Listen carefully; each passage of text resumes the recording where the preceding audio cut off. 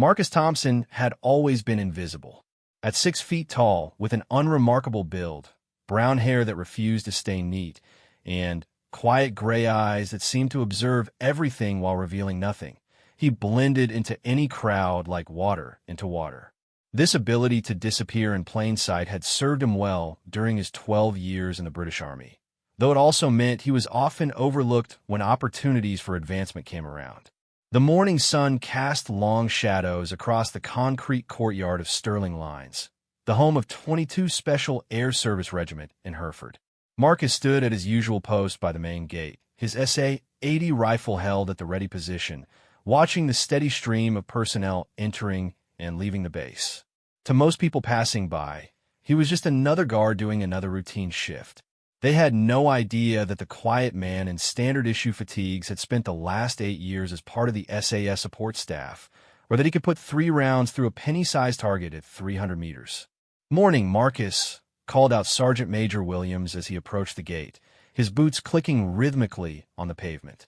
Williams was a mountain of a man, all muscle and authority, with a voice that could stop a charging bull. He had been with the regiment for 15 years, and commanded respect from everyone who crossed his path. "Morning, Sergeant Major," Marcus replied with a slight nod, his voice barely above a conversational tone. He stepped aside to check Williams' identification, a formality they both knew was unnecessary, but protocol demanded. Williams had been coming through this gate every day for over a decade, but rules were rules. "Heard there's a new selection course starting next week," Williams mentioned casually, though there was something in his tone that suggested the comment wasn't as random as it seemed. "Always looking for good people to step up." Marcus processed the identification card with practiced efficiency, handing it back without making eye contact. "Yes, sir. I imagine there will be plenty of qualified candidates." Williams paused, studying Marcus for a moment. The older man had noticed things over the years that others missed. He had seen Marcus during weapons training, had watched him on the range when he thought no one was paying attention. There was something about the way the quiet guard handled his rifle, something that spoke of skills far beyond what his current position required. "Sometimes the best candidates are the ones who don't think they're ready," Williams said finally, then continued toward the main building, leaving Marcus alone with his thoughts. The comment lingered in Marcus's mind as the morning wore on. He had thought about SAS selection many times over the years, but something always held him back. Maybe it was the fear of failure, or perhaps the knowledge that his current position was safe and predictable. He had grown up in a small town in Yorkshire where his father worked in a textile mill and his mother cleaned houses for wealthy families. Stability meant everything to people like them, and Marcus had learned early that it was better to be reliably ordinary than to risk everything chasing dreams that might be beyond reach. By midday, the base had settled into its usual rhythm. Training exercises were underway in the distance, and Marcus could hear the occasional crack of rifle fire from the ranges. A group of SAS operators walked past his position, their conversation peppered with technical jargon and casual references to operations that would never appear in any newspaper. They moved with the easy confidence of men who knew exactly who they were and what they were capable of. Marcus watched them pass and felt the familiar mixture of admiration and distance that had defined his relationship with the regiment's operational personnel. "Still playing doorman, Thompson?" The voice belonged to Corporal Davies, a man who had joined the Army at the same time as Marcus, but had somehow managed to fast-track his way into more prestigious assignments. Davies was everything Marcus wasn't: loud, confident, and blessed with the kind of natural charisma that made people notice him. He approached the gate with his usual swagger, flanked by 2 other soldiers who seemed to find everything he said amusing. "Just doing my job, Davies," Marcus replied evenly, though he could feel the familiar tightness in his chest that came whenever Davies decided to make him the center of attention. Right. Very important work. Standing here looking serious," Davies continued, his voice carrying just loud enough for the other soldiers to hear. "Though I suppose someone has to make sure the real soldiers don't get distracted by having to think about security." The comment stung, partly because there was just enough truth in it to hurt. Marcus was good at his job, but It wasn't a job that anyone aspired to. It was the kind of position you ended up in when you were competent, but not exceptional, reliable, but not remarkable. He had spent years telling himself that he was making an important contribution, that every job in the military mattered, but moments like this made it hard to maintain that belief. At least I'm not spending my time making jokes instead of focusing on the mission, Marcus said quietly, but his words were lost as Davies and his companions moved past, already engaged in a conversation about their upcoming deployment. The afternoon brought a change in routine when a convoy of unmarked vehicles pulled up to the gate. Marcus recognized the type immediately. Dark SUVs with tinted windows and no visible markings, the kind of vehicles that carried people whose names never appeared on official rosters. He straightened his posture and prepared for the standard security check, but something about the convoy felt different. The lead vehicle's window rolled down to reveal a woman in her 40s with short blonde hair and eyes that seemed to catalog every detail of her surroundings in seconds. She wore civilian clothes, but there was something about her bearing that screamed military experience. When she handed over her identification, Marcus noticed the calluses on her hands and the way her eyes never stopped moving, constantly assessing potential threats. "Colonel Sarah Mitchell," she said simply, though the name on her identification card was different. "We're here for the briefing." Marcus processed her credentials, noting the high-level clearance codes that granted access to areas of the base he had never seen. As he handed back her identification, their eyes met briefly, and he caught something unexpected in her expression. It wasn't the polite indifference he usually received from officers, or the casual dismissal he had come to expect. Instead, there was a moment of genuine recognition, as if she saw something in him that others missed. "Thank you, soldier," she said, and there was a weight to the words that suggested they carried more meaning than a simple acknowledgement. As the convoy moved through the gate, Marcus found himself wondering who Colonel Mitchell really was and what kind of briefing required unmarked vehicles and false identities. The SAS base was no stranger to mysterious visitors, but something about this particular arrival felt significant in ways he couldn't quite define. The rest of his shift passed without incident, but Marcus couldn't shake the feeling that something had changed. Maybe it was Sergeant Major Williams' comment about selection, or perhaps it was the brief encounter with Colonel Mitchell, but he found himself thinking about his future in ways he hadn't for years. At 32, he wasn't old by military standards, but he wasn't getting any younger either. If he was going to make a move, to try for something more than his current position, the window of opportunity was slowly closing. As evening approached and his replacement arrived for the night shift, Marcus made his way to his quarters in the single soldier's accommodation block. His room was small, but tidy, decorated with nothing more personal than a few books and a photograph of his parents taken during his graduation from basic training. He had learned long ago not to accumulate too many possessions. Military life meant moving frequently, and it was easier to travel light. He was preparing for bed when a knock came at his door. Opening it, he found Sergeant Major Williams standing in the hallway, still in uniform despite the late hour. "Got a minute, Marcus?" Williams asked, though it wasn't really a question. "Of course, Sergeant Major." Marcus stepped aside to let the older man into his small quarters. Williams looked around the sparse room, taking in the carefully made bed, the small desk with its neat stack of military manuals, and the single photograph. His expression was thoughtful, as if he was seeing something that confirmed a suspicion he had been carrying for some time. 12 years in the Army, Williams began, settling into the room's only chair. 8 years here at Hereford.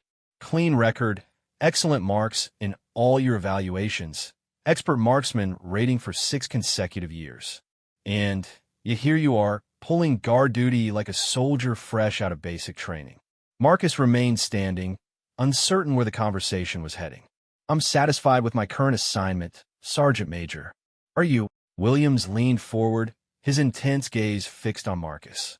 "Or have you just convinced yourself that being satisfied is the same as being fulfilled?" The question hung in the air between them, and Marcus felt something stir in his chest that he had been trying to suppress for months. It was a restlessness, a sense that he was capable of more than he was currently being asked to do. But acknowledging that feeling meant acknowledging the possibility of failure, and failure in something as demanding as SAS selection would be worse than never trying at all. "The thing is, Marcus," Williams continued, "I've been watching you for years. I've seen you on the range, seen how you handle yourself under pressure, seen how you observe and process information. You got something that can't be taught, something that most people spend years trying to develop. The question is whether you're brave enough to find out what you're really capable of. With respect, Sergeant Major, I'm just a guard. I'm not SAS material." Williams stood up, his expression mixing frustration with something that might have been disappointment. That's exactly the kind of thinking that keeps good people in positions that waste their potential. The SAS isn't looking for people who think they're already special. We're looking for people who are willing to become special, who are willing to push themselves beyond what they thought was possible. He moved toward the door, then paused with his hand on the handle. "Selection starts Monday morning. Think about it over the weekend. But don't think too long. Opportunities like this don't come around forever." After Williams left, Marcus sat on the edge of his bed, staring at the photograph of his parents. His father had worked the same job for 35 years, never complained, never took risks, and had been genuinely proud of his son for finding stable employment in the Army. His mother had always encouraged him to be careful, to not reach too high for fear of falling too far. They were good people who had done their best with limited opportunities, and their advice had kept him safe and secure for his entire military career. But safety and security weren't feeling like enough anymore. Marcus pulled out a worn notebook from his desk drawer, one he had been keeping for years without really knowing why. In it, he had recorded details about every training exercise he had observed, every piece of equipment he had studied, every conversation he had overheard about SAS operations and procedures. Looking at the pages now, he realized it read like the study notes of someone preparing for selection, even though he had never consciously admitted that's what he was doing. Outside his window, he could hear the distant sounds of the base settling into night routine. Guards were changing shifts, training areas were being secured, and somewhere in the buildings around him, SAS operators were planning missions that would take them to places most people would never see, to face challenges that would test every aspect of their abilities. For the first time in years, Marcus allowed himself to imagine what it would be like to be one of those operators, to be part of something larger than himself, to use his skills in ways that mattered, to find out if he really was capable of more than standing guard and following orders. The thought was terrifying and exhilarating in equal measure. He spent the weekend in a state of quiet contemplation, going through his normal routine while his mind wrestled with the decision that could change everything. He cleaned his rifle with extra care, practiced his marksmanship during his off-duty hours, and found himself paying closer attention to the conversations of SAS personnel who passed through his checkpoint. By Sunday evening, something had crystallized in his mind. Maybe it was the realization that he would regret not trying more than he would regret failing, or maybe it was simply that he had run out of reasons to stay where he was. Either way, when Monday morning arrived, Marcus Thompson was ready to stop being invisible and start discovering who he really was. The morning mist clung to the Welsh mountains like a gray shroud as Marcus stood among 43 other candidates at the starting line of what would either make or break his military career. The Brecon beacons stretched endlessly in every direction, their peaks disappearing into low-hanging clouds that promised cold, wet misery for anyone foolish enough to venture into their embrace. This was the beginning of SAS selection, and Marcus had never felt more out of place in his life. Around him stood an impressive collection of military talent. Paratroopers from the Parachute Regiment strutted with the confidence of men accustomed to jumping out of perfectly good aircraft. Royal Marines chatted casually about previous deployments while adjusting their Bergen rucksacks with practiced ease. Infantry soldiers from elite units compared war stories and evaluated potential competition with the calculating eyes of professional warriors.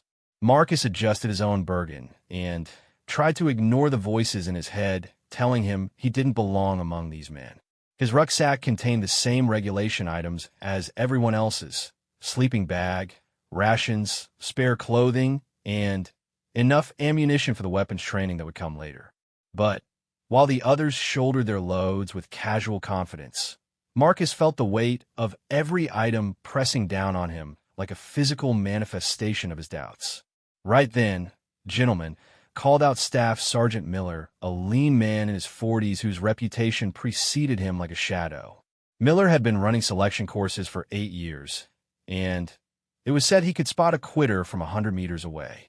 His eyes swept across the assembled candidates with the cold efficiency of a machine designed for one purpose: separating wheat from chaff. Welcome to the most miserable few weeks of your military careers. Some of you are here because you think you're already special. Some of you are here because someone told you that you might become special. Most of you are wrong on both counts.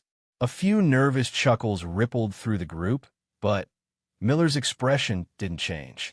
He continued his assessment, his gaze lingering on certain individuals before moving on.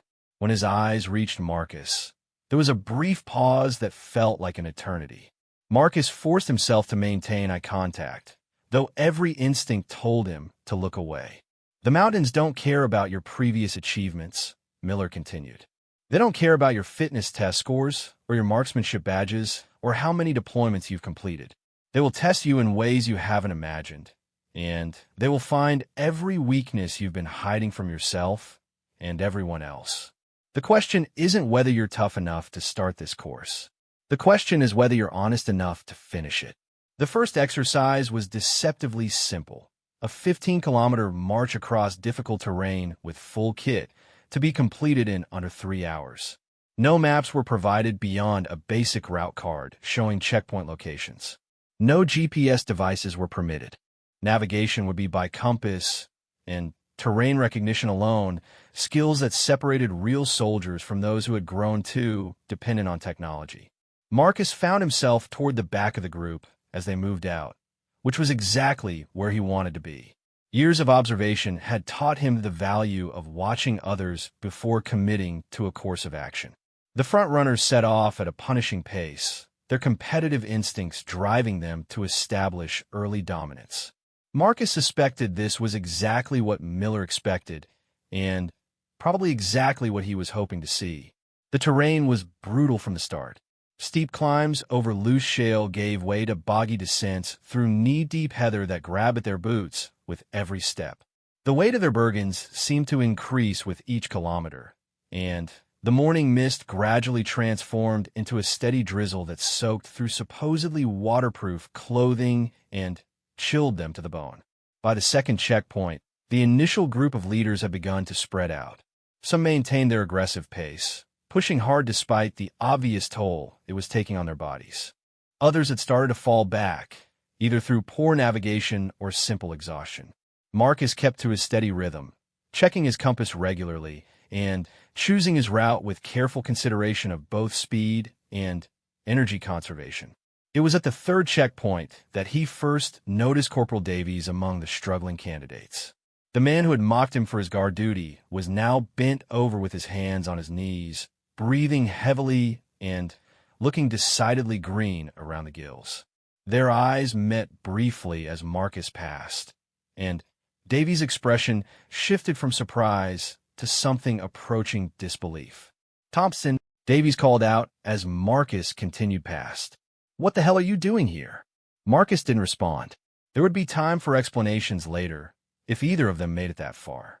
Right now, he needed to focus on the increasingly difficult navigation as the mist thickened and familiar landmarks disappeared into the gray void. The fourth checkpoint marked the beginning of the most challenging section of the route.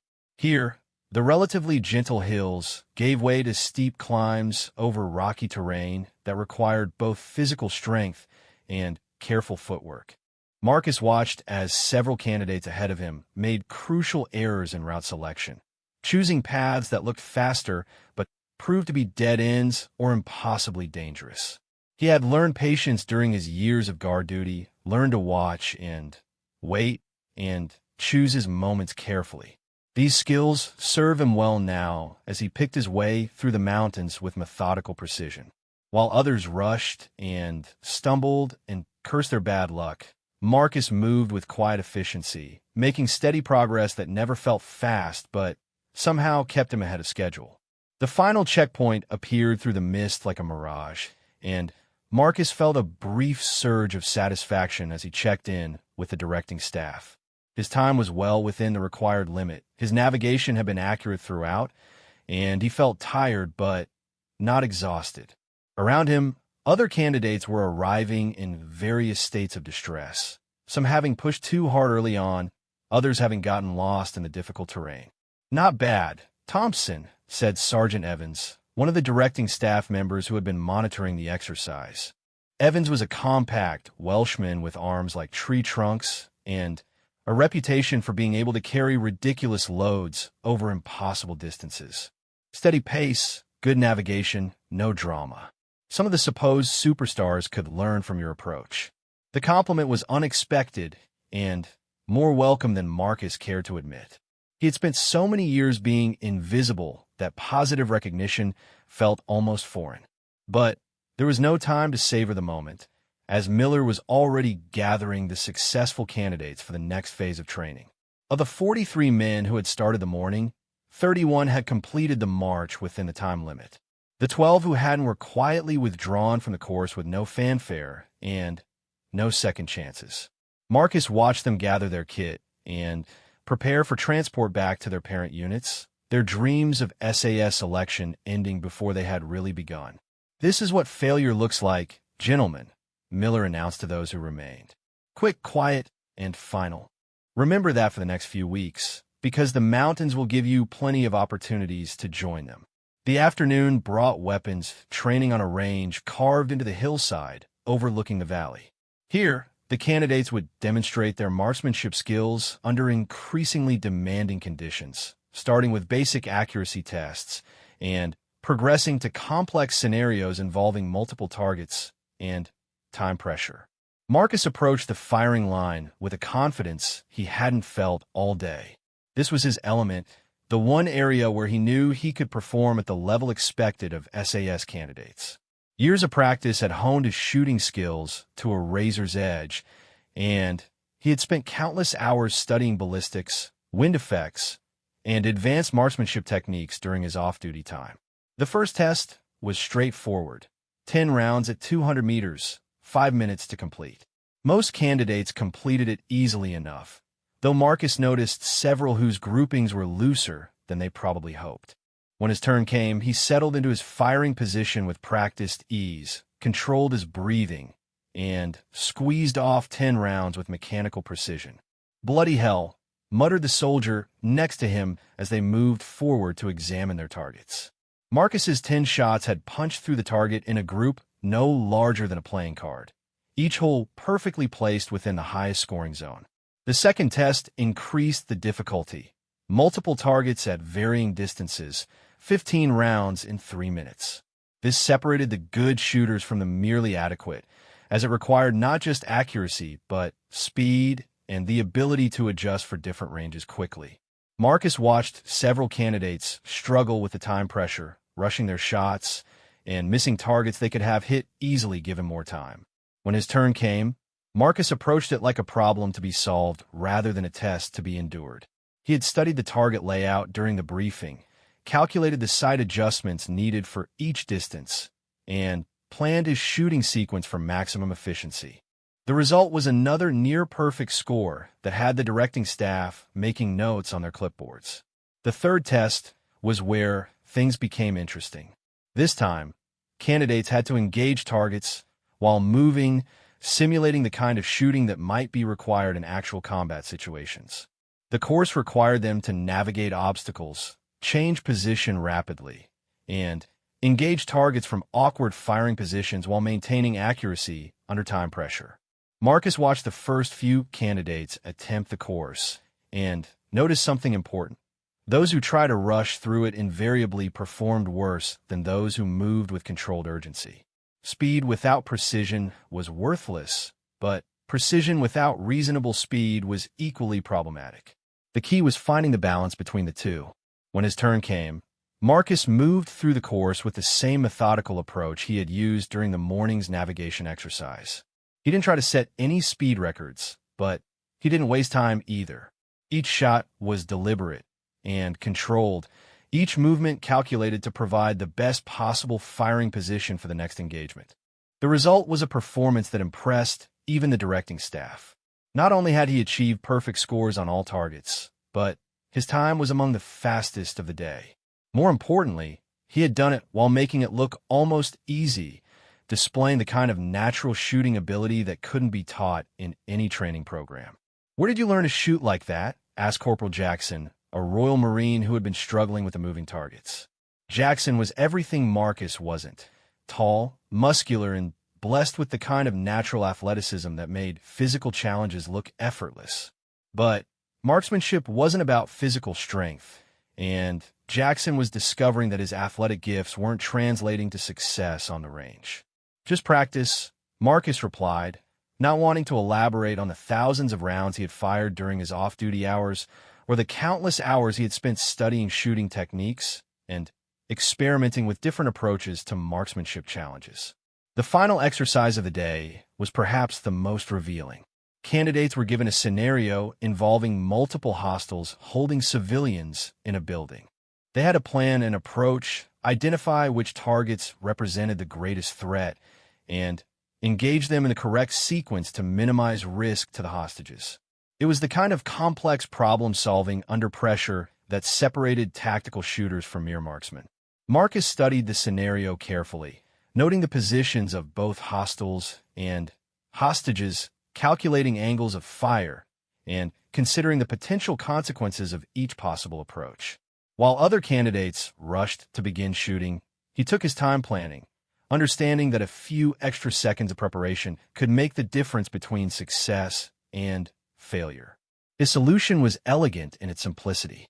Rather than trying to engage all targets simultaneously, he identified a sequence that would eliminate the greatest threats first while using the building's structure to prevent hostile movement.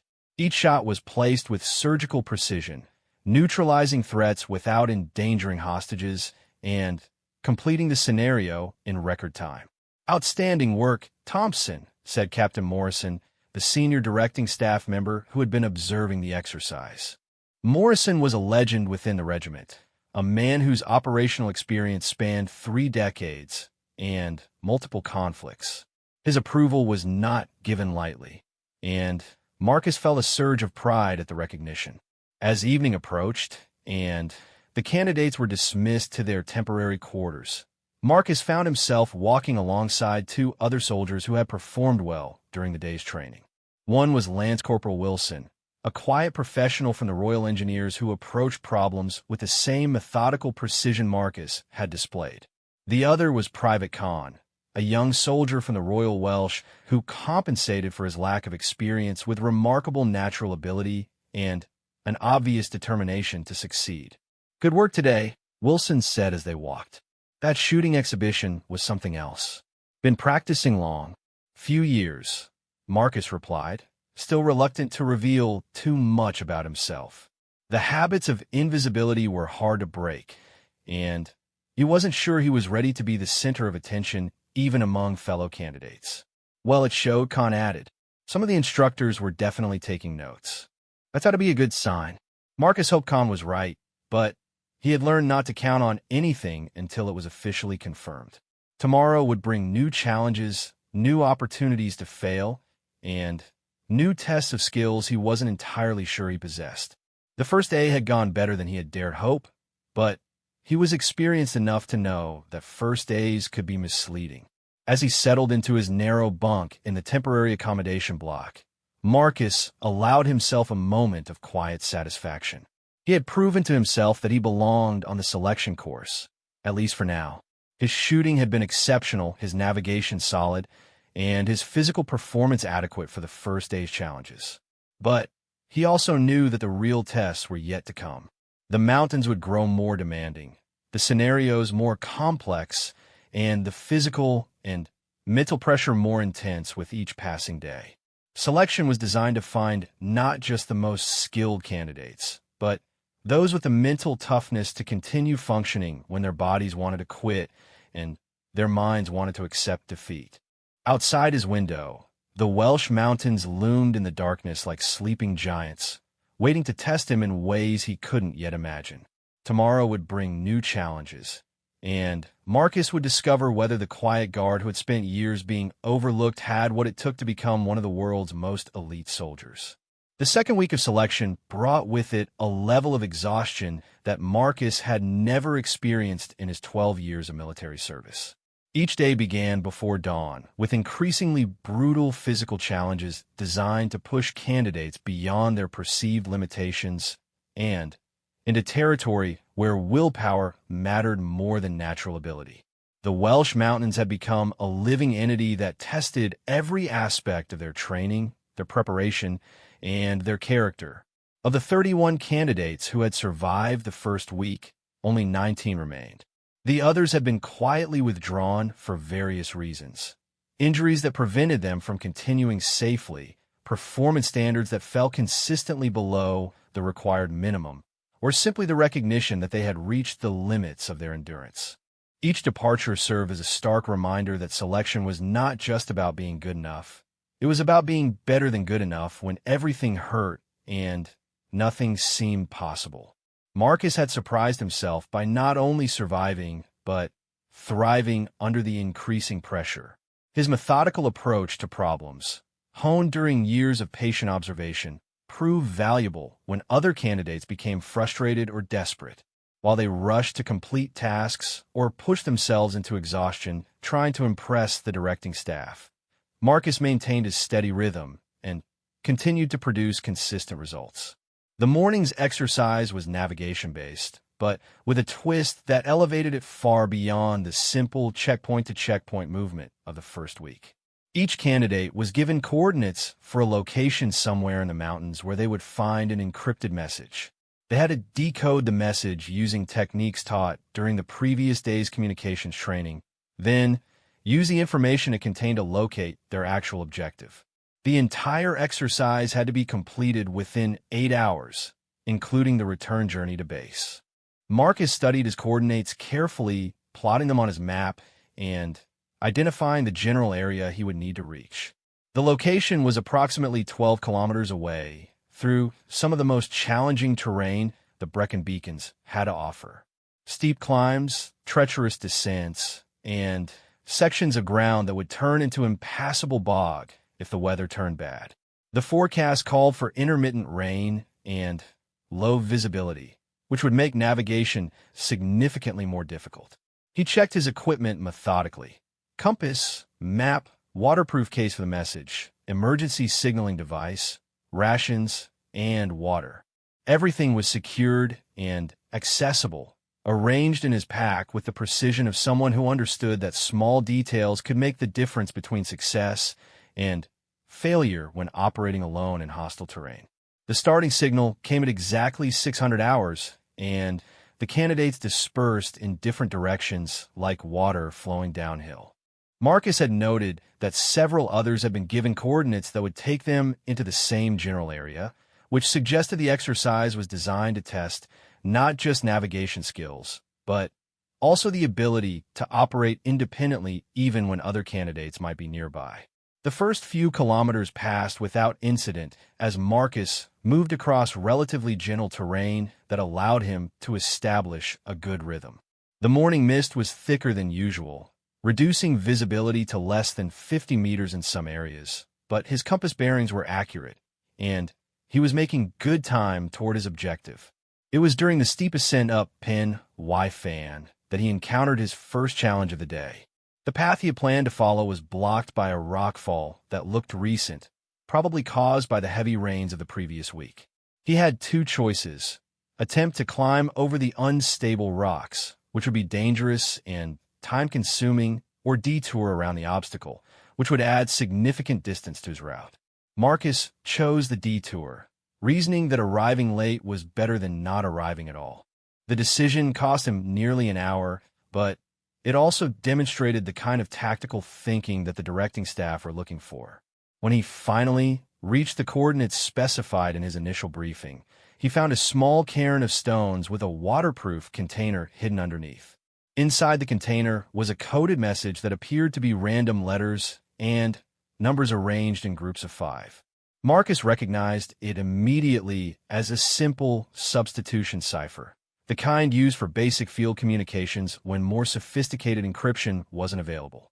He had studied these codes extensively during his preparations for selection, spending hours practicing different decryption techniques during his off-duty time. Working methodically, he broke down the message letter by letter, using a standard military alphabet substitution that gradually revealed its meaning. The decoded message provided coordinates for a second location, along with additional instructions that would require him to demonstrate skills beyond simple navigation. The new coordinates were for a position approximately 5 kilometers to the northwest, in an area Marcus recognized as particularly difficult terrain. Getting there would require crossing a valley that was notorious for its boggy ground and unpredictable weather conditions. The additional instructions specified that he was to locate a specific landmark at the coordinates and then establish a radio contact with base using predetermined call signs and frequencies. Marcus plotted his new route and realized he was facing a significant challenge. The direct route to the second location would take him across ground that was almost certainly impassable in current conditions. The safer route would add considerable distance and time to his journey, potentially putting him at risk of missing the 8-hour deadline. He had to make a decision based on incomplete information and accept the consequences, whatever they might be. He chose a compromise route that split the difference between speed and safety, using his map-reading skills to identify areas where the ground would be more stable while avoiding the most dangerous sections of bog. It was the kind of decision that required confidence in his own judgment, something that had taken him years to develop. The journey to the second location tested every aspect of his navigation and survival skills. The weather deteriorated steadily as the morning progressed, with the intermittent rain promised by the forecast becoming a steady downpour that soaked through even his best waterproof clothing. The mist thickened until visibility was reduced to less than 20 meters, forcing him to rely entirely on his compass and pace counting to maintain his bearing. It was in these conditions that Marcus encountered another candidate who was clearly in trouble. Lance Corporal Phillips, a soldier from the parachute regiment who had been performing well throughout the first week, was sitting beside a stream with his head in his hands, obviously exhausted and possibly injured. Marcus approached cautiously, aware that stopping to help might compromise his own chances of completing the exercise within the time limit. But he also knew that the SAS valued soldiers who could make difficult decisions under pressure, including decisions that involved helping fellow candidates, even at personal cost. "You all right, Phillips?" Marcus called out as he drew near. Phillips looked up, his face pale and drawn with exhaustion. "Twisted my ankle about an hour ago," he replied, gesturing toward his left foot. "Been trying to continue, but it's getting worse instead of better. Think I might have to withdraw." Marcus examined Phillips' ankle quickly, noting the swelling and discoloration that suggested a significant sprain rather than a simple twist. The injury wasn't life-threatening, but it would definitely prevent Phillips from completing the exercise and might require medical attention to avoid long-term problems. "Can you walk at all?" Marcus asked, checking his watch and calculating how much time he had remaining.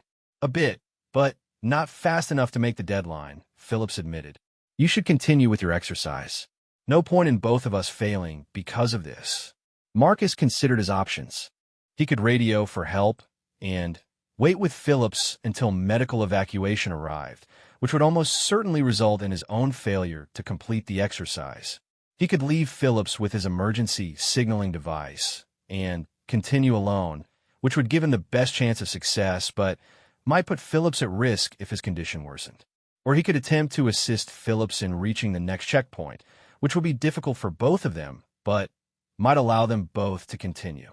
The decision came down to what kind of soldier he wanted to be and what he thought the SAS was really looking for in its selection process. Marcus had spent years observing the regiment's operations and had noticed that their greatest successes often came from their willingness to take calculated risks to help fellow soldiers. "Right," he said finally, "we're going to get you to the next checkpoint. It's not far out of my way, and they'll have medical support there." Working together, they established a pace that Phillips could maintain while still making reasonable progress toward Marcus's objective. It wasn't fast, but it was steady, and Marcus used the opportunity to refine his navigation in the poor visibility conditions. Phillips proved to be good company despite his injury, sharing observations about the terrain and weather that helped Marcus adjust his route planning. They reached the coordinates for Marcus's second objective with less than 2 hours remaining before the deadline. The landmark specified in his decoded message was a distinctive rock formation that stood out clearly even in the poor visibility. Hidden near its base, Marcus found another container with equipment needed for the radio communication portion of the exercise.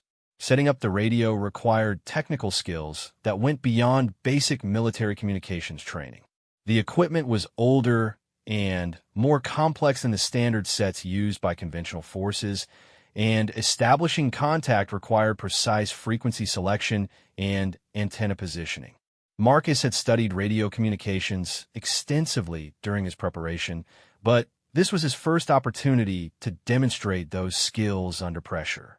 After several attempts, he managed to establish clear contact with the base station using the call signs and authentication codes provided in the decoded message. The conversation was brief and professional, confirming his location and the time of contact before ending with instructions for his return route. With the main objectives of the exercise complete, Marcus turned his attention back to Phillips, who had been resting while monitoring the radio communications. The nearest checkpoint with medical support was approximately 3 kilometers away, a distance that Phillips could cover with assistance, but which would require most of Marcus's remaining time allowance. They made the journey together, moving as quickly as Phillips's injury would allow, while Marcus provided support and navigation. It was exhausting work, made more difficult by the continuing rain and poor visibility, but they maintained a steady pace that brought them to the checkpoint with 30 minutes to spare. The medical staff at the checkpoint confirmed that Phillips had suffered a significant ankle sprain that would require several days of rest and treatment. He would be withdrawn from the selection course, but his injury wasn't severe enough to cause long-term problems. As Phillips was being treated, he caught Marcus's eye and nodded his thanks, a simple gesture that meant more than any formal recognition.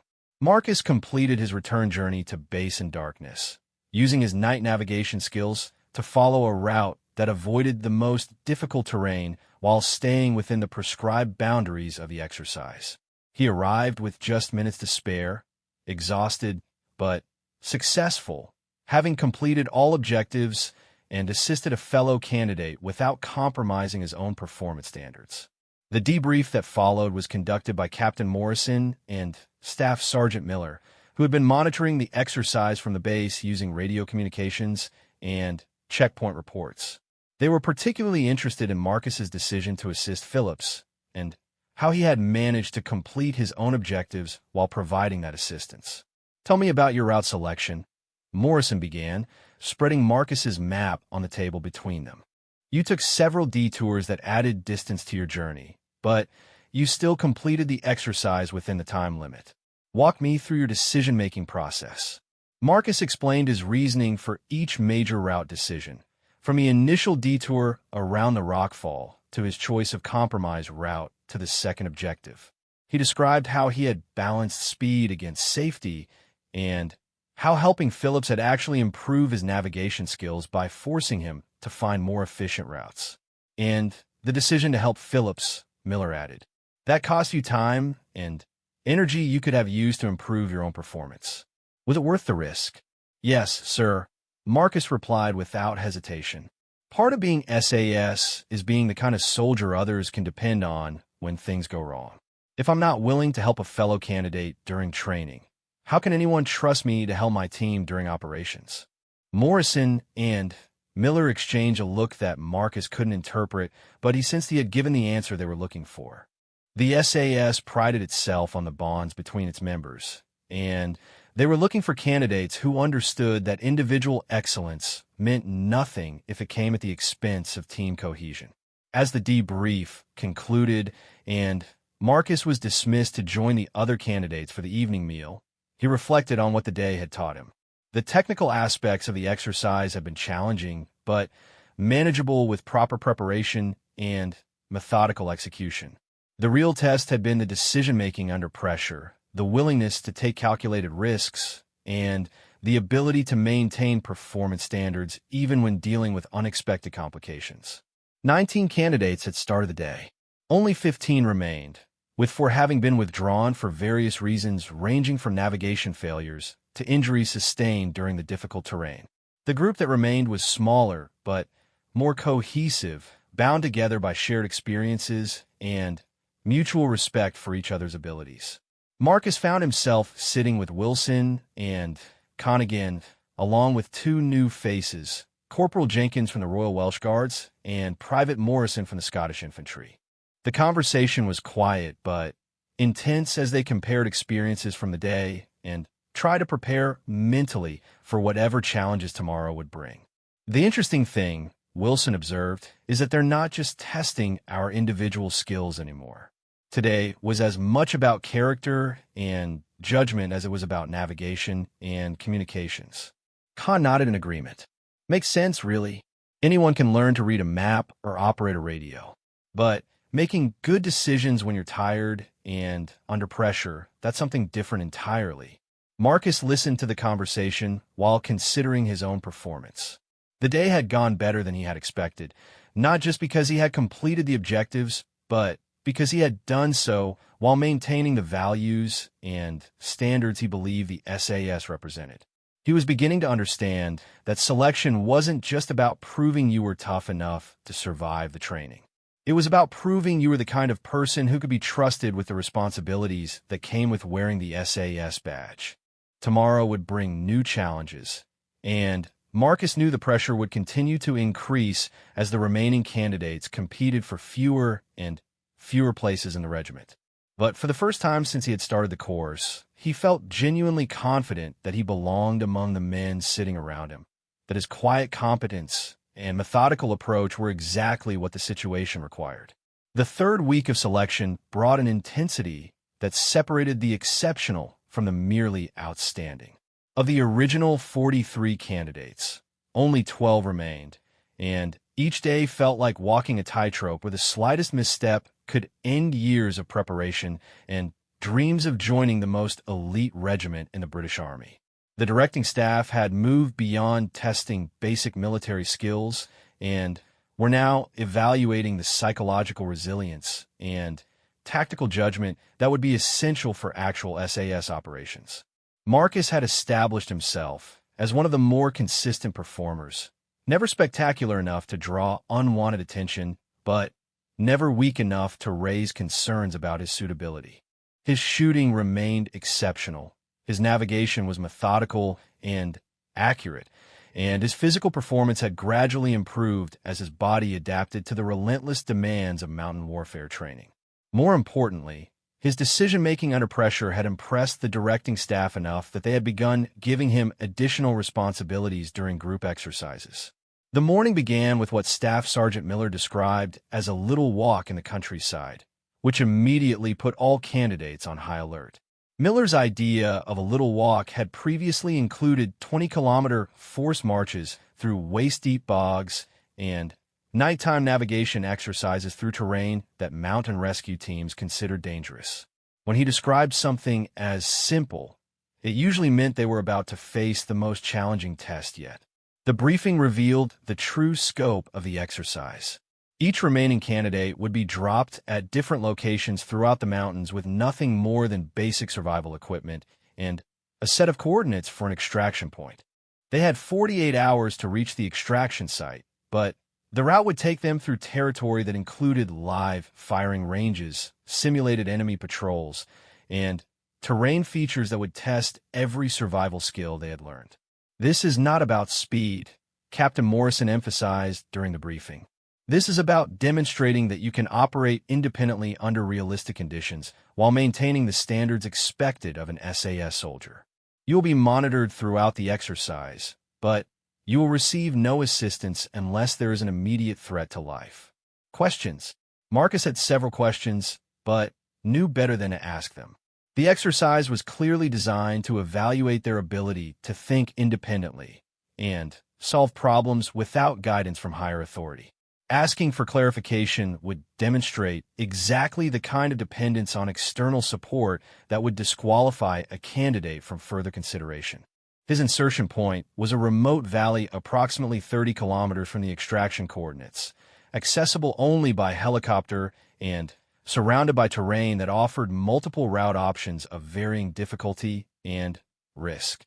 As the helicopter lifted off and left him alone in the wilderness, Marcus felt a combination of excitement and apprehension that reminded him of his first day of basic training years earlier. The coordinates for the extraction point were located beyond a series of ridgelines that would require careful route planning to navigate efficiently. The direct route was shorter, but would take him through areas marked on his map as live firing ranges and exercise areas where other military units might be conducting training. The longer route offered more concealment and safer terrain, but would require perfect timing to reach the extraction point within the 48-hour window. Marcus chose a compromise approach, planning a route that would take advantage of natural concealment while avoiding the most dangerous areas. His years of studying tactical movement and observation had taught him to think like someone trying to avoid detection, skills that proved invaluable as he began moving through territory where being seen could result in immediate failure. The first 12 hours passed without significant incident as he moved through dense forest that provided excellent concealment, but made navigation challenging. He relied heavily on his compass and pace counting, occasionally climbing to elevated positions where he could get visual references to confirm his location. The weather remained favorable, with clear skies that aided navigation, but also increased the risk of being spotted by any observers monitoring the exercise. It was during his first night that Marcus encountered the first major challenge of the exercise. While moving through a valley that offered the fastest route toward his objective, he detected the sound of vehicles and voices in the distance. Using the stalking techniques he had learned during his preparation, he moved carefully toward the sounds until he could observe what appeared to be a simulated enemy patrol establishing a checkpoint on the only viable route through the valley. The checkpoint was positioned perfectly to control movement through the area, with good fields of observation in all directions and prepared positions that would allow the patrol to engage any hostile forces attempting to pass. Marcus spent nearly an hour studying their procedures, noting patrol patterns, shift changes, and potential weaknesses in their position. Several options presented themselves. He could attempt to bypass the checkpoint entirely by climbing over the ridgelines that border the valley, which would be physically demanding and time-consuming, but relatively safe.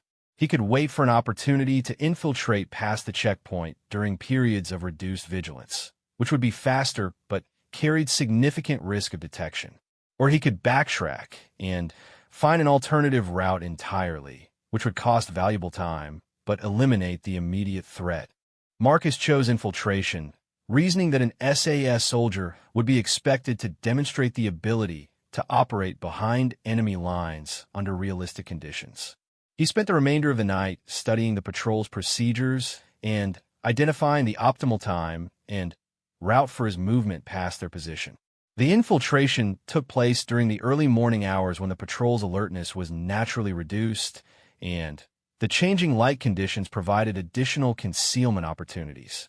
Marcus moved with exceptional patience, covering the most dangerous sections of terrain 1 meter at a time, pausing frequently to observe and listen before continuing.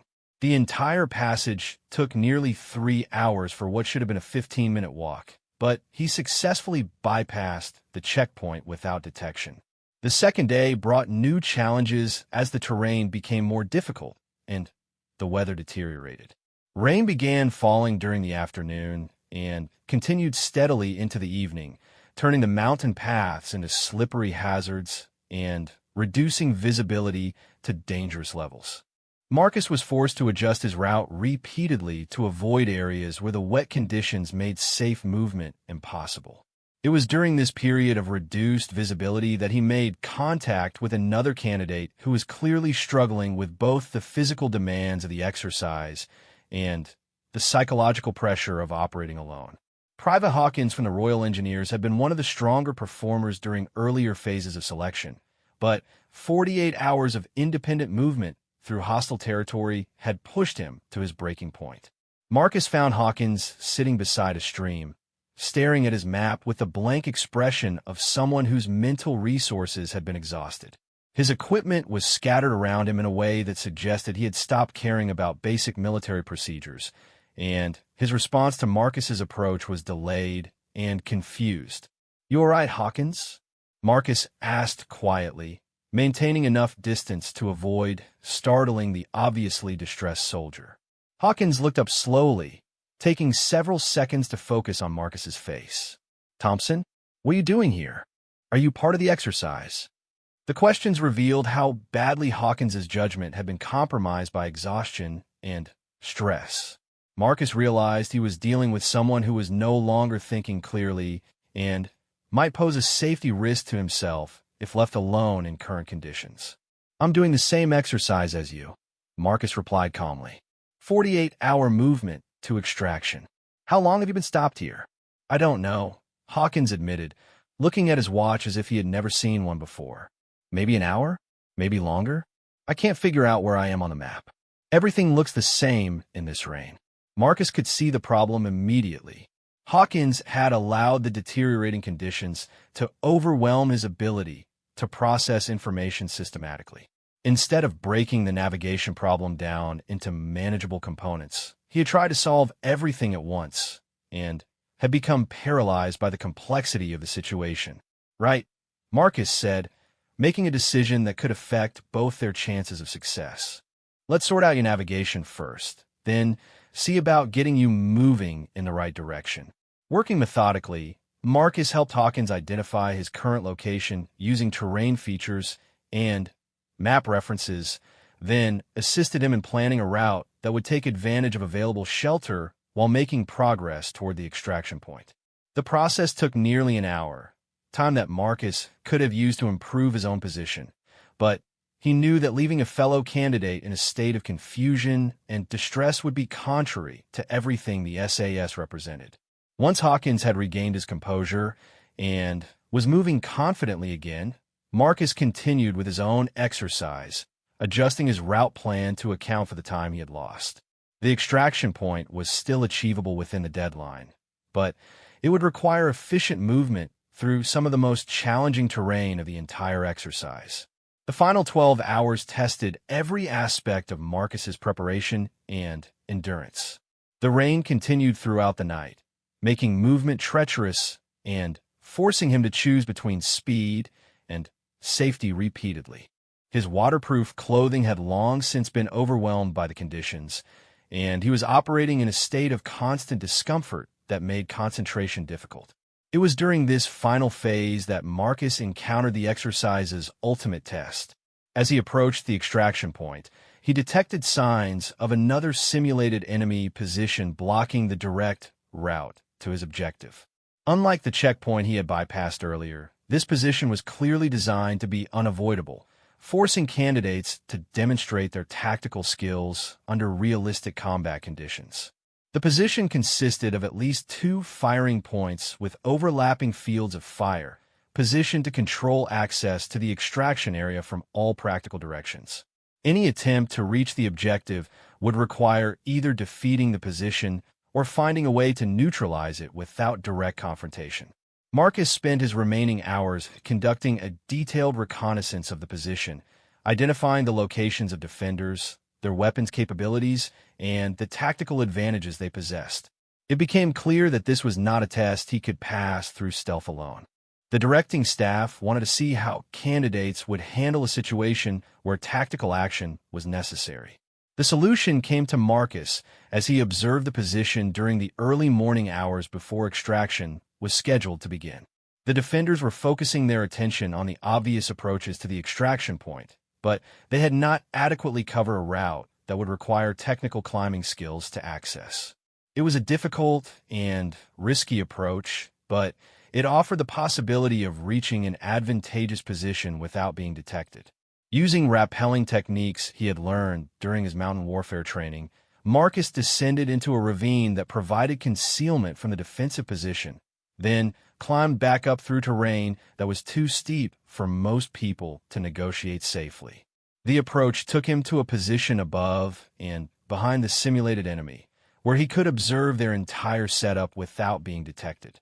From this advantageous position, Marcus was able to identify weaknesses in the defensive arrangement that would allow him to reach the extraction point without engaging the defenders directly. The route required precise timing and movement through areas with minimal concealment, but it was achievable for someone with his navigation skills and tactical understanding. The final movement to the extraction point was completed just minutes before the helicopter arrived to collect successful candidates. Marcus reached the designated coordinates exhausted but successful, having demonstrated every skill the directing staff had been evaluating throughout the 48-hour exercise. As the helicopter landed and other successful candidates emerged from their concealment positions, Marcus felt a sense of accomplishment unlike anything he had experienced during his military career. He had not just survived the exercise, he had excelled at it, demonstrating tactical skills and problem-solving abilities that exceeded his own expectations. The debrief that followed was conducted by the full directing staff, who had been monitoring all candidates throughout the exercise using electronic tracking and covert observation. They were particularly interested in the decisions Marcus had made regarding route selection, his handling of the various tactical challenges, and his choice to assist Hawkins during a critical phase of his own movement. Your approach to the final objective was particularly well executed, Captain Morrison noted. Most candidates tried to find ways around the defensive position or attempted direct infiltration through the primary approaches. Your decision to use technical climbing skills to gain a tactical advantage showed the kind of creative thinking we look for in SAS operations. Staff Sergeant Miller was equally positive in his assessment. The assistance you provided to Hawkins could have compromised your own exercise, but you handled it in a way that helped him while maintaining your own timeline. That kind of judgment under pressure is exactly what we need in operational situations. Of the 12 candidates who had started the 48-hour exercise, only 8 had completed it successfully within the time limit while meeting all performance standards. 4 had been withdrawn for various reasons. 2 for safety violations, 1 for navigation failures that put him beyond the acceptable margin of error, and 1 who had requested withdrawal due to exhaustion and stress.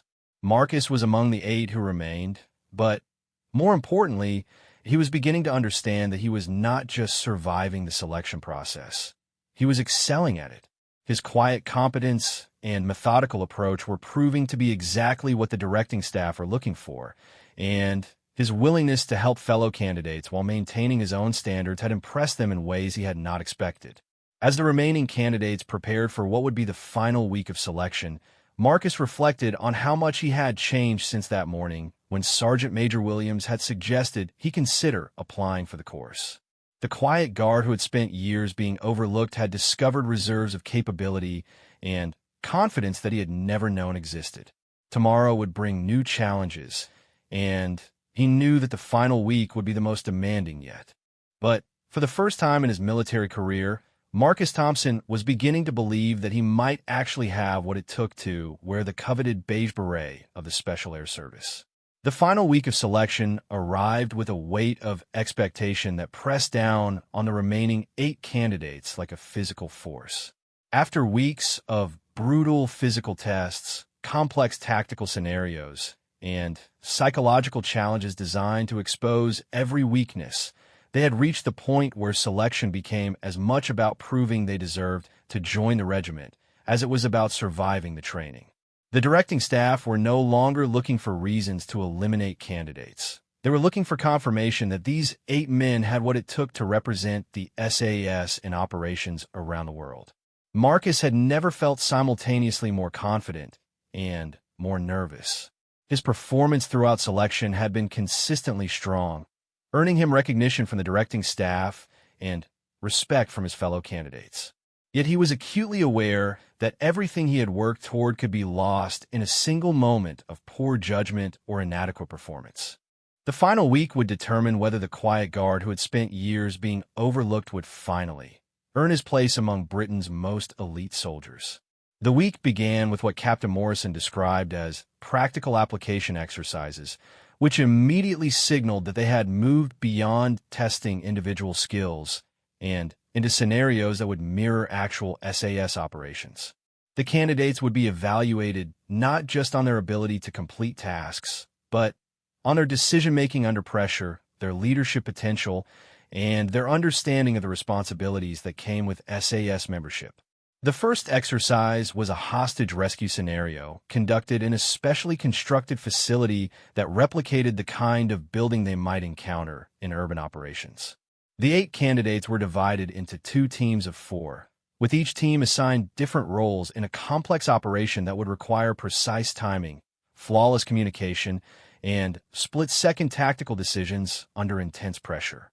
Marcus found himself assigned as the designated marksman for his team, a role that played to his exceptional shooting skills, but also carried enormous responsibility. In a hostage rescue situation, the sniper's job was to eliminate specific threats while ensuring the safety of innocent civilians.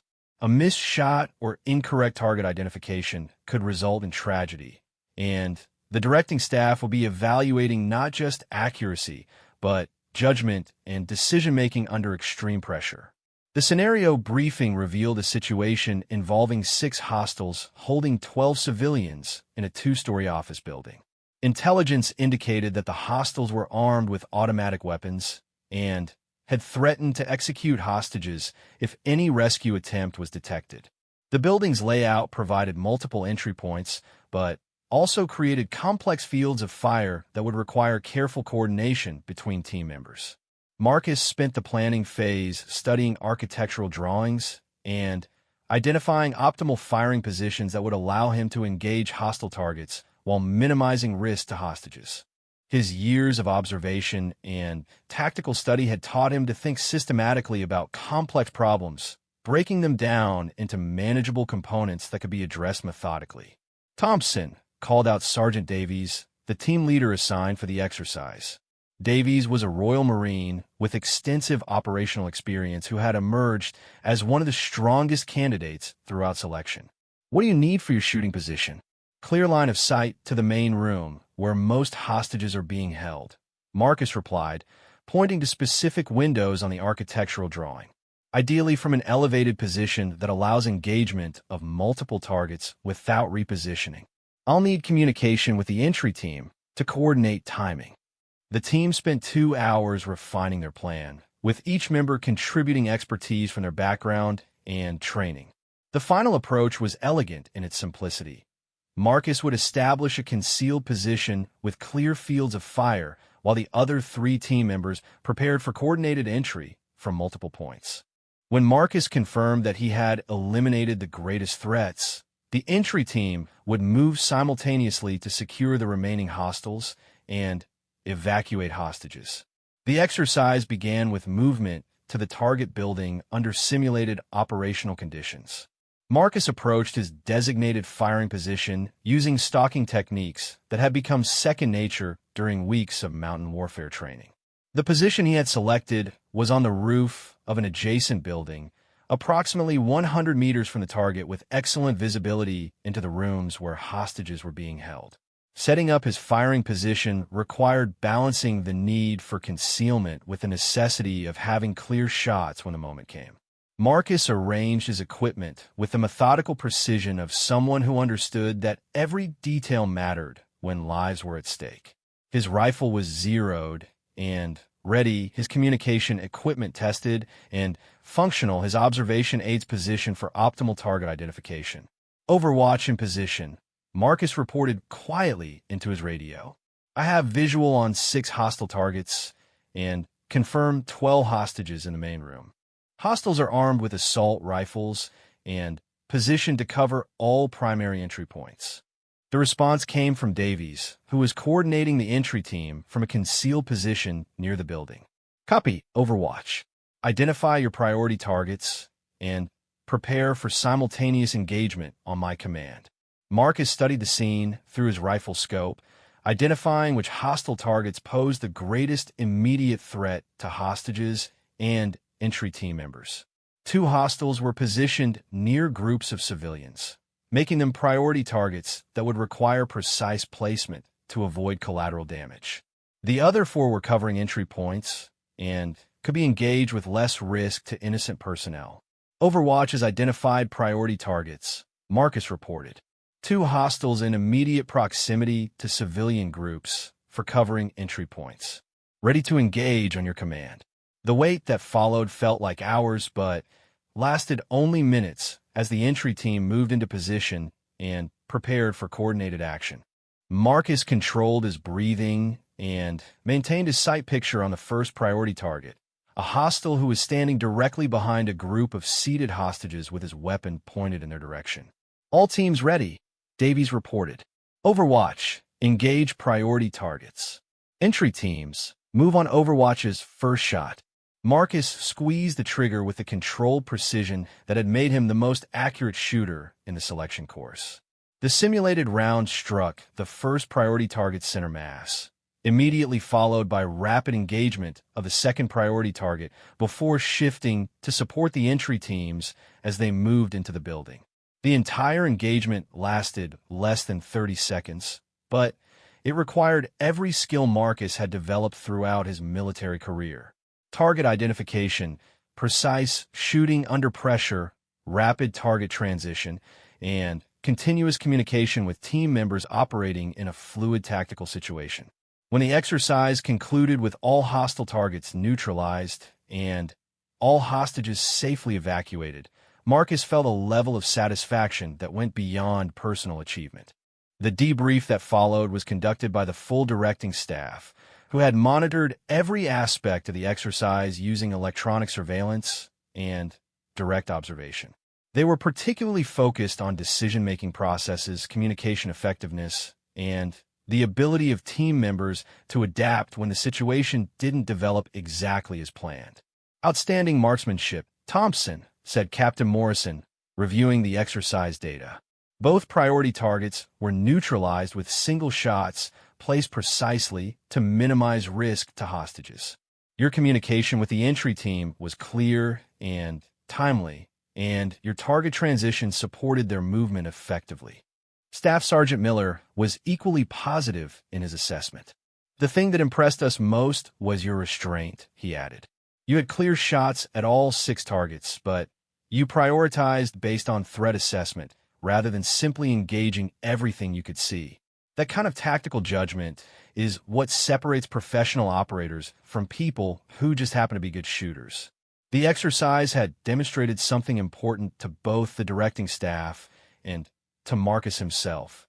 His exceptional shooting skills were not just about accuracy.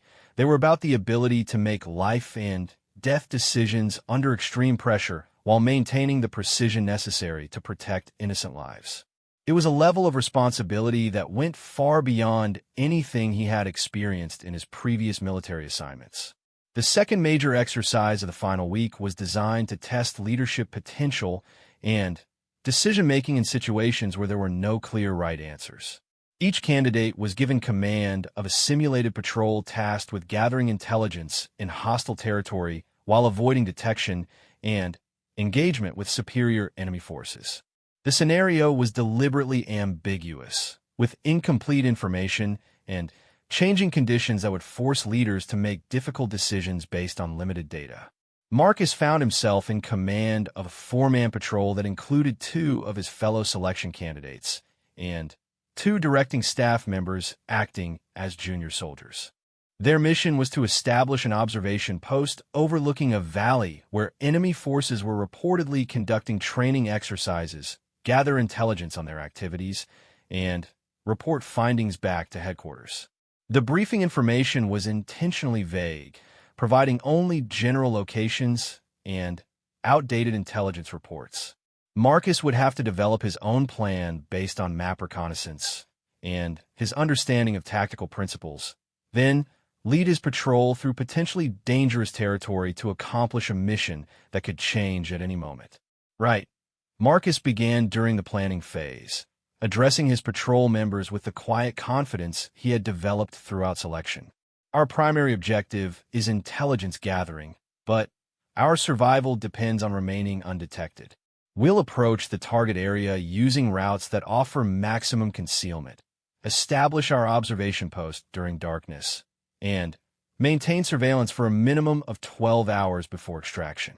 The plan he developed reflected his methodical approach to problem solving and his understanding of the risks involved in operating behind enemy lines. Rather than rushing toward the objective, he chose a route that would take longer but offer better concealment and multiple escape options if they were detected. The patrol movement began in darkness and continued through terrain that tested every stalking and camouflage technique they had learned. Marcus led from the front, making navigation decisions and route adjustments based on real-time assessment of conditions and threats.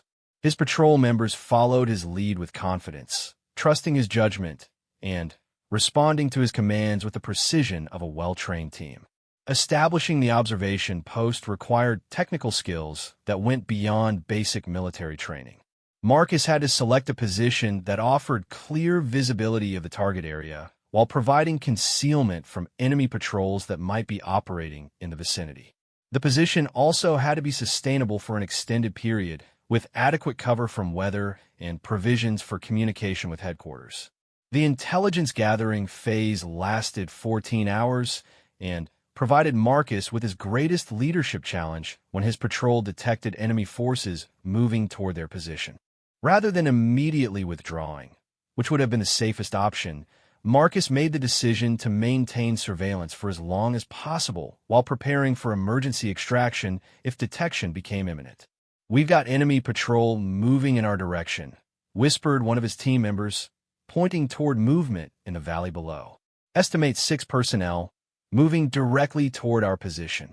Marcus studied the approaching patrol through his binoculars, assessing their route and timing to determine whether they posed an immediate threat. The patrol appeared to be conducting a routine reconnaissance rather than actively searching for his observation post, but their path would take them close enough to potentially detect his position if they were observant. "We hold position," Marcus decided after careful consideration. "They're not actively searching for us, and we can maintain concealment if we remain completely still. But prepare for immediate withdrawal if they show any signs of detecting our presence." The decision required his patrol to remain motionless for nearly 2 hours while the enemy force conducted their reconnaissance and eventually moved away from the area. It was a calculated risk that demonstrated Marcus's ability to make difficult decisions under pressure while maintaining focus on mission objectives rather than simply personal safety. When the patrol finally extracted from their position and returned to base, they brought with them detailed intelligence about enemy force composition, equipment, and tactical procedures that exceeded the mission requirements. More importantly, they had demonstrated the kind of patience and professionalism that would be essential for actual SAS operations. The final exercise of selection week was individual interview sessions with senior members of the directing staff and regiment leadership. These interviews were designed to assess character, motivation, and psychological suitability for the unique responsibilities that came with SAS membership.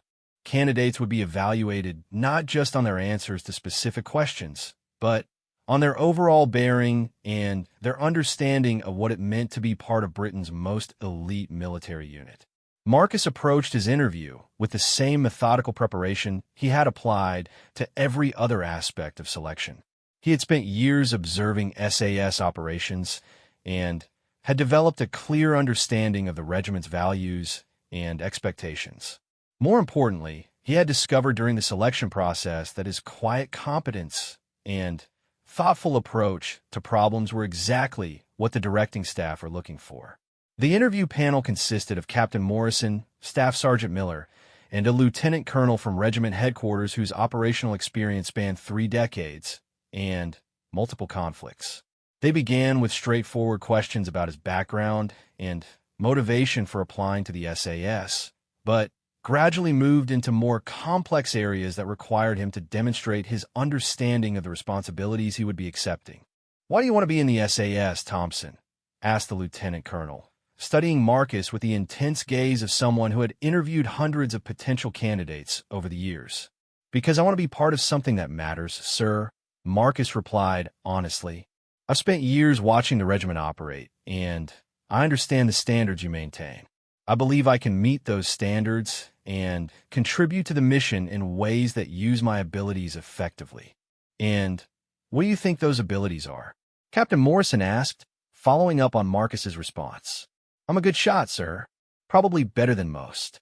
I'm patient and observant, and I can make decisions under pressure without letting emotions compromise my judgment. I work well as part of a team, but I can also operate independently when the mission requires it." The questions continued for nearly an hour, covering everything from his understanding of international relations to his ability to handle the psychological pressure of operations where failure could result in strategic consequences. Marcus answered each question thoughtfully, drawing on his years of preparation and his experiences during selection to demonstrate his suitability for SAS membership. When the interview concluded, Marcus was dismissed with no indication of how he had performed. The waiting that followed was perhaps the most difficult part of the entire selection process, as all 8 remaining candidates gathered in their temporary quarters to await the final results.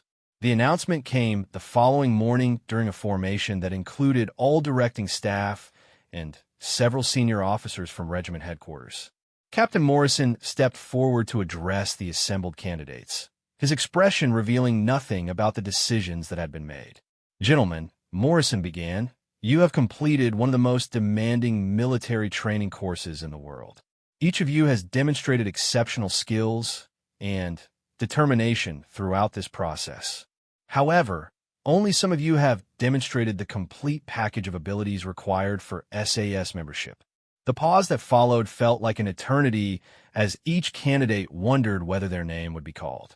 "The following candidates have been selected for continuation training and eventual assignment to 22 SAS Regiment," Morrison announced. "Lance Corporal Wilson, Private Kahn, Corporal Jenkins, and Private Thompson." Marcus felt a surge of emotion unlike anything he had ever experienced as his name was called. After weeks of brutal testing and constant pressure, after years of preparation and self-doubt, he had achieved something he had never dared believe was possible. The quiet guard who had spent 12 years being overlooked had earned his place among Britain's most elite soldiers. As the successful candidates stepped forward to receive their coveted beige berets, Marcus caught sight of Sergeant Major Williams among the assembled officers. Williams nodded slightly, a gesture of recognition that acknowledged the journey Marcus had completed and the potential he had finally realized. The presentation ceremony was simple but profound, marking not just the end of selection but the beginning of a new phase of his military career. As Marcus placed the SAS beret on his head for the first time, he understood that he had not just achieved a personal goal. He had discovered who he really was and what he was truly capable of accomplishing.